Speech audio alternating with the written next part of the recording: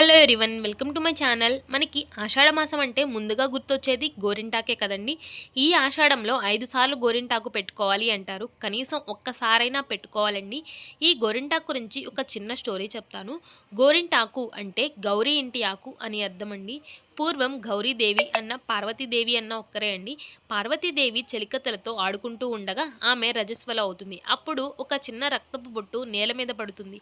ఆ రక్తపు బొట్టులో నుంచి ఒక చెట్టు ఉద్భవిస్తుంది. అది చూసిన చెలికత్తెలు ఆశ్చర్యపోయి వెళ్ళి పర్వతరాజుకు చెప్తారు. అప్పుడు పర్వతరాజు సతీ సమేతంగా అక్కడికి వచ్చేసరికి ఆ చెట్టు పెద్దదయ్యి, నేను మృదురాంశతో జన్మించాను, నా వల్ల ఈ లోకానికి ఏదైనా ఉపయోగం ఉండేటట్టు చేయండి అని అంటుంది. అప్పుడు పార్వతీదేవి ఆ చెట్టు నుంచి 4-5 ఆకులు తెంపగా ఆమె చెయ్యంతా ఎర్రగా అయిపోతుంది. తల్లిదండ్రులిద్దరూ చెయ్యి కమిలిపోయింది అనేలోపు పార్వతీదేవి, నాకు నొప్పిగా ఏమీ లేదు, ఇంకా చూడటానికి చాలా బాగుంది, అలంకారంలాగా అంటుంది.